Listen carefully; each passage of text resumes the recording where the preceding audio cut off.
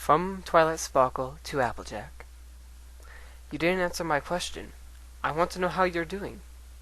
Twilight Sparkle. From Applejack to Twilight Sparkle. Dear Twilight Sparkle, I'm not sure what you want me to say is the thing. I'm the same Applejack I've always been. I work farm and buck apples. I could go into detail, but I'm pretty sure you'd be bored stiff. Applejack.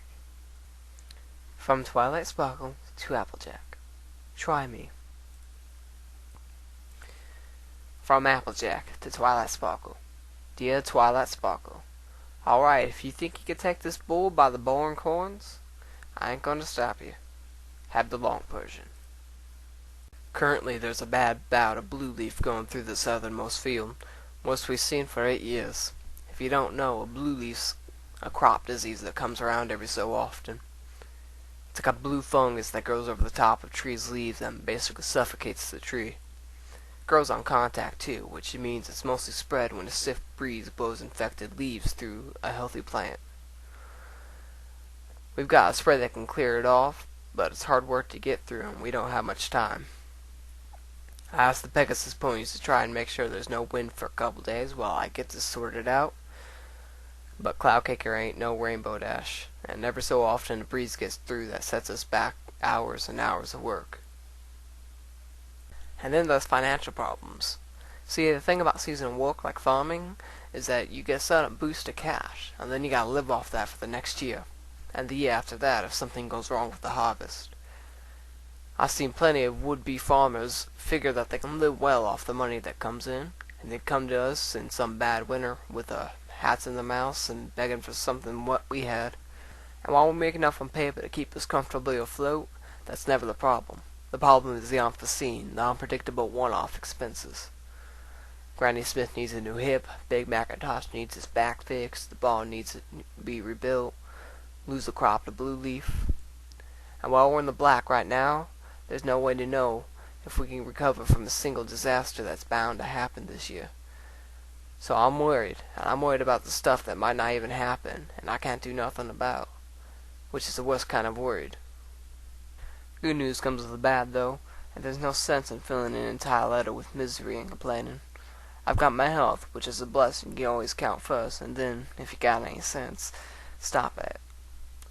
I've been planning out an irrigation channel I'm going to run through the center of the field, and it's all working out in my head. I've had Pinky over a few times so we can cook together, and after a bit of loggerheading about taste, we made a dare that each of us will learn how to make a type of food they'd never done before. I think I'm going to try my hoof at French, because she'll never see it coming. You know, with French, there's wine everywhere. Really, absolutely everywhere. Never have a meal without it. The entire cookbook reads like a conspiracy so the Berry family can stay in business, and I wouldn't put a move like that past them. What else? Well, I know no Chester Fox in the Rockenback Falls, you know, with the tar pits. She got stuck there. Complete tragedy. Still leaves a bad taste in my mouth, even thinking about it. See, Rarity got there before I did, and next I saw my poor dog, she'd been styled beyond recognition. She's got the airs about it, too. The mud wouldn't even risk a bit of mud in case she messed up her hairstyle. Nothing worse than a dog with airs. Had to take her out back and toss her into the pig pen. She sulked for a few hours, but seemed to forget about the entire experience right around dinner time. At which point we became very best friends once again. Can always count on a dog. Pinkie Pie's been at a loose end, but not in a bad way. She's sad about you and Rainbow being gone, of course, and she's clearly brought it out of her skull. But, well, you know that feeling you get in the air just before the thunderstorm hits? That feeling like you should be running for cover? That's the feeling I'm getting with Pinkie Pie. She's planning something, and frankly, I'm scared to ask. What is a worry is Fluttershy. She's not handling Rainbow being away well, and she's clearly pining for something. She's got her own attempt at a letter coming up, but she keeps asking that thieving rabbit for advice. Seems like a mug's game no matter which way you slice it. I heard the shouting from out here when Pinky nicked and posted Rarity's first draft. Even though the drama was something awful, I'm still mulling about doing the same thing with Fluttershy's letter to Rainbow. It's clear that girl needs some kind of help. Oh yeah, on that topic, I promise I'd do Rarity a favor and tell you that, and I quote, I think it would be in everybody's best interest if that draft you got sent never arrived. She also said something about being forever in your debt, just in case you ever want to pull one over her at any point. Done. I just realized I've been doing exactly what I resolved not to do, and gone off into the lives of everybody else and not mine. I'm sorry. What do I have left to say about me? Well, the sun's been setting as I've been writing this. I'm at Bay Hill Lookout right now, looking out over the orchards. Sky's red and gold, with big clouds like some clumsy pen has spilled ink all over his masterpiece. Normally I come up to plan. Helps me divide the fields with my eyes as well as my head. Downside of which means this place feels like work. But writing this letter has really unwound me. I'm noticing just how nice it is up here for the first time in a really, really long time. Wish you were here, Twilight. Wish I could be telling you all this in person. But if you were here, I'd just make a careless apple pun and throw away the moment. Maybe it's better to write.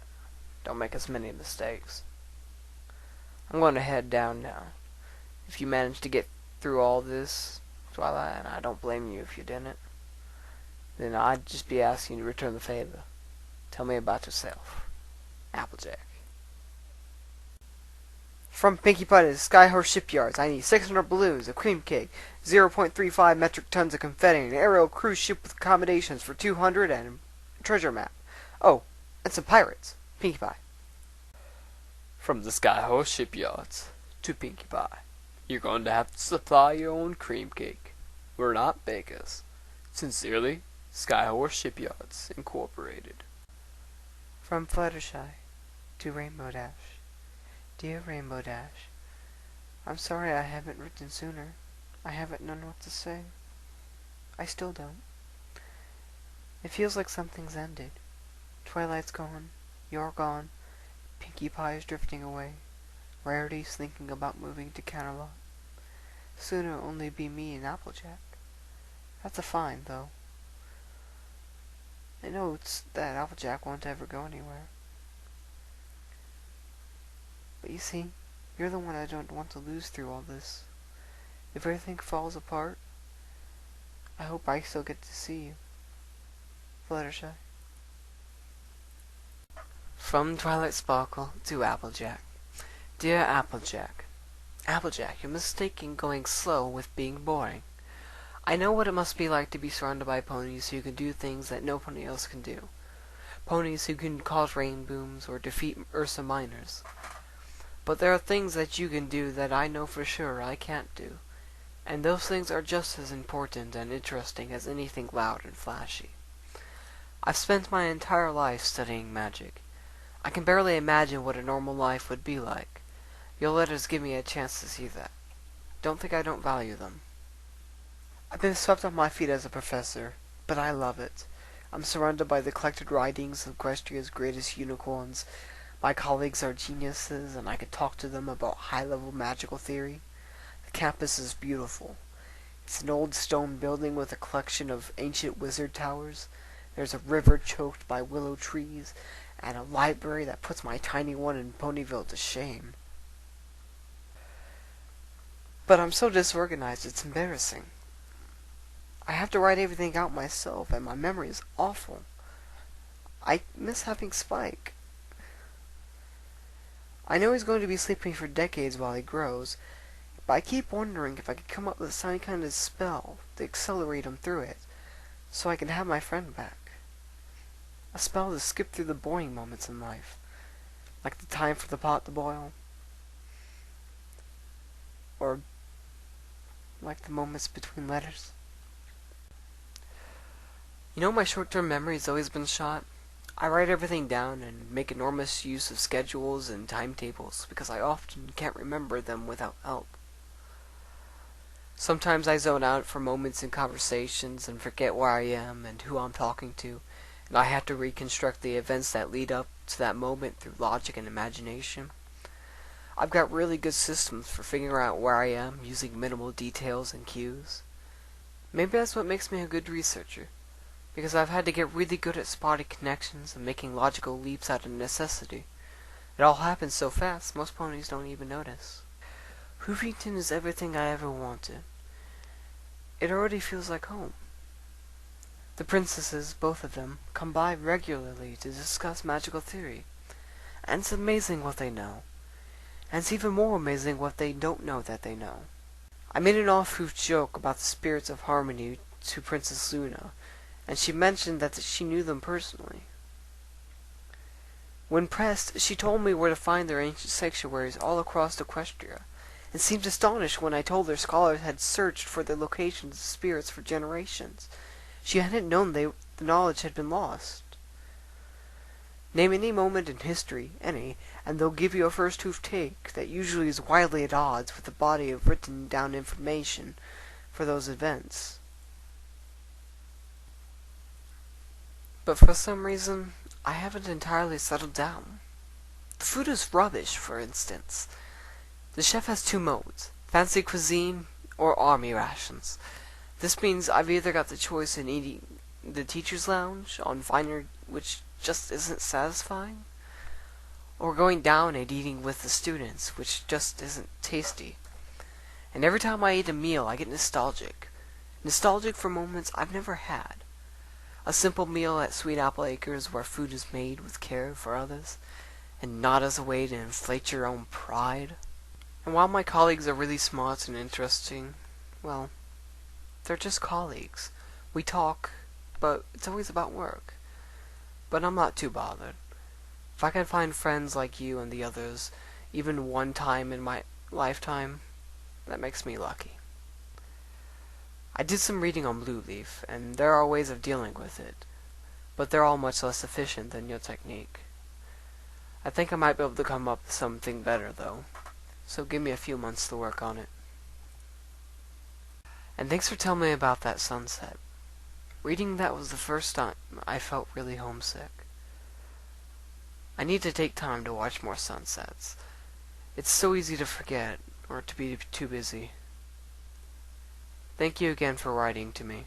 Your friend, Twilight Sparkle. Well, that's the ending of part 2. I'm starting to realize how long this story really is. So it's probably going to end up taking me about 4 or 5 parts, which is kind of regrettable. It's really getting difficult for me to keep consistency with the voices, if you can tell, which you probably can. But I'll try. So, if you're watching this, thank you. Leave a comment if you want. I want to know if I actually have humans watching me. Thank you. Bye.